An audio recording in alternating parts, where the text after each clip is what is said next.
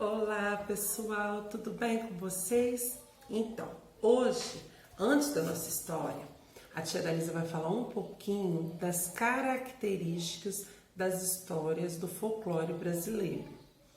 O que são características? Coisas que dão o jeitinho deles. Por exemplo, a característica da tia Dalisa. Ela é alta, quem não me conhece, eu sou muito alta. Ela é alta, tem um cabelo claro, meio alourada, tem uma pele clara, os olhos castanhos, gosta de falar muito, gosta de contar história, é extrovertida. Então essas são as minhas características.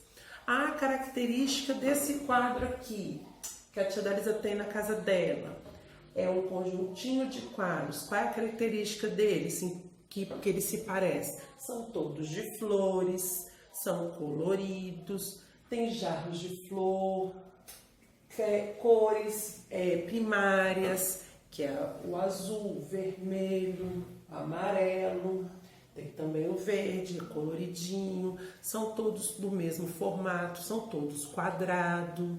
Então, são características do quadrinho. E as histórias também têm suas características, cada tipo de história. Por exemplo, as histórias de bichinhos, as fábulas, tem muitas fábulas que as características da fábula são histórias de bichinho, mas bichinho que fala igual gente. É uma característica das fábulas, das histórias das fábulas. A história da tartaruga e a lebre, a tartaruga não conversa com a lebre. Então, a gente sabe que os bichos não falam igual a gente e um com o outro, né? Pois é, mas é uma característica das fábulas, das histórias. E é das histórias do nosso folclore, do folclore brasileiro. Aí tem duas diferenças. As histórias das lendas, dos mitos indígenas, têm um tipo de característica, é um tipo de história. E as histórias populares, que misturou as três culturas, dos índios, dos europeus, principalmente os portugueses, e dos africanos, aí já tem uma outra característica. Mas os dois têm uma coisa que é igual, que é a mágica. Tem sempre uma coisa mágica, alguma coisa que muda, que se transforma, que é de um jeito e passa a ser de outro. Sempre tem uma mágica. Quase todos os contos do folclore tem uma coisa mágica que a gente sabe que não existe de verdade, que é uma mágica, como a Sininho, né? As fadinhas, né? Aquela coisa da magia, do encantamento, como uma bruxa, né? As coisas que a bruxa faz, que a gente sabe que aquilo não é de verdade, que é das histórias que acontecem, aquelas, por exemplo, na história da Chapeuzinho Vermelho, não tem mágica, mas a gente sabe que é impossível um lobo engolir uma Chapeuzinho e uma vovó e depois cortar a barriga do lobo e tirar a vovó e a Chapeuzinho viva, né? Só em história.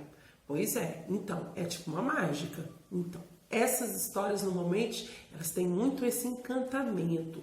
A gente fala que são histórias fantásticas, porque elas não têm aquela coisa de verdade, do mundo de verdade. É tudo da imaginação. Então, os mitos indígenas, por exemplo, eles têm uma característica, quase todos eles, de transformação. Eles não pensam que as coisas morrem e acabam. Eles não pensam assim. Eles pensam que na natureza, as pessoas, tudo se transforma. Uma coisa vira outra. Então a maioria das histórias deles, se a gente prestar atenção e ler, pra gente que pensa, por exemplo, morreu, acabou, a gente vê, nossa, mas é triste porque tem morte.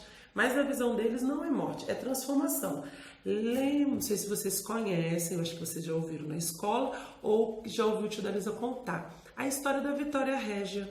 A Vitória Régia, a menina que queria vir a estrela do céu, a índiazinha, pois é, ela se transforma numa flor, numa estrela das águas. Ela não morre. Então ela vai pro fundo do rio, né? Achando que a lua refletida no rio tinha ido buscar ela. Daí ela mergulha, nada, achando que... E aí ela fica no fundo do rio. Então, se ficou no fundo do rio, pra gente, assim, então ela morreu no fundo do rio, morreu afogada. Mas para eles não. A lua vai lá, puxa a índiazinha e transforma ela numa flor das águas, que é a Mumuru, que é a estrela das águas, que é a Vitória Régia. Entenderam? Então é tudo transformação. A Yara, a sereia Yara. Não tem a sereia Yara, a mãe d'água que fala? Pois é, ela era uma índia que machucaram ela e tal, jogaram ela no rio. E ela não morre, ela se transforma em sereia, numa sereia muito poderosa e mágica, que é a Yara. Então, para eles, a lenda do Guaraná, a lenda da mandioca, que a menininha vira mandioca, quase tudo tem uma transformação. Não, eles não acham que as pessoas acabam ou as coisas acabam, elas se transformam. Isso é uma característica. Tem outras, né? Mas isso é muito forte. E nos outros, naquelas histórias que tem a mistura dos 3 povos que eu falei, os negros, os índios e o português, que são as histórias do Saci, da mula sem cabeça, do lobisomem, do boto rosa, e tem um monte, né? Do curupira, que também tem, né, mistura dos índios do curupira. Então, essas histórias, uma das principais características é a lua cheia. Se você reparar, quase toda história que fala dessas coisas sempre acontece nas noites e nas noites de lua cheia. História de sereia, a própria Yara, em noite de lua cheia. E acontece sempre a transformação nas noites de lua cheia. Outra coisa que eles falam também é a oração, porque como eles eram de mistura dos europeus, dos portugueses, e os portugueses eram católicos naquela época, quando começou essas histórias, né? Muito catolicismo, muito, então eles falavam que tinha orar principalmente para Nossa Senhora, para ter a proteção. Aí nessas histórias tem muitas essas coisas assim, de oração para proteção. E aí eles falam o seguinte, que se você sair à noite e encontrar com assombração, porque eles falam isso, né? Esses mitos, essas histórias, eles falam que a gente fala que é história de medo, a gente fala que é a história de assombração. Para você fugir da assombração, eles falam assim, é só você esconder o branquinho dos olhos, fechar o olho, o branquinho das unhas, esconder as unhas, e o branquinho dos dentes. Fazer assim, e rezar para Nossa Senhora, porque o branquinho à noite aparece. Aí se a assombração vê você, vai conseguir saber onde você tá e pode te pegar. Mas se você esconder tudo e fazer uma oração, você vai ficar protegido e a assombração não vai te ver, você vai ficar invisível e ela vai embora.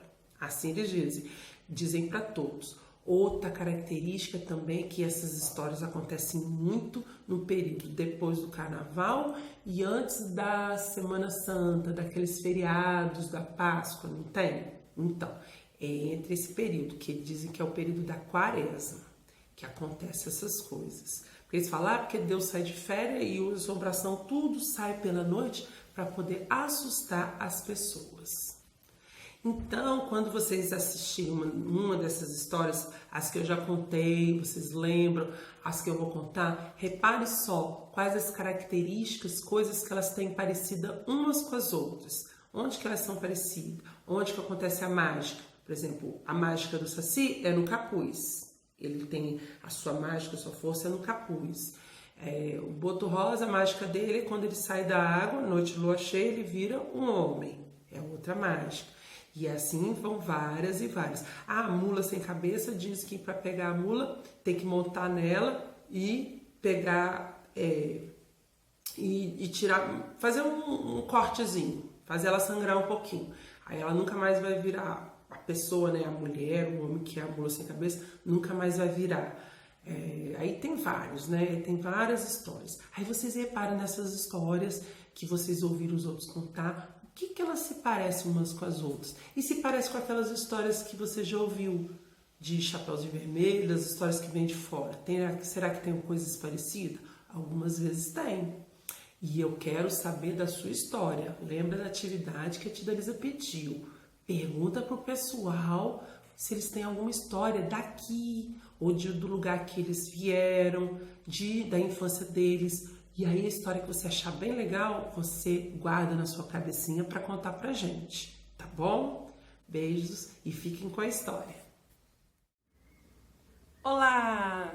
e senta que lá vem história. Hoje eu trouxe a história do Boto Rosa, que mora lá na Amazônia, no grande rio Amazonas, junto com a sereia, a Iara, que também é do folclore, o boto e a sereia Iara. Pois então, o Boto Rosa, a história dele, dizem, né, que ele, na verdade, é um boto mágico.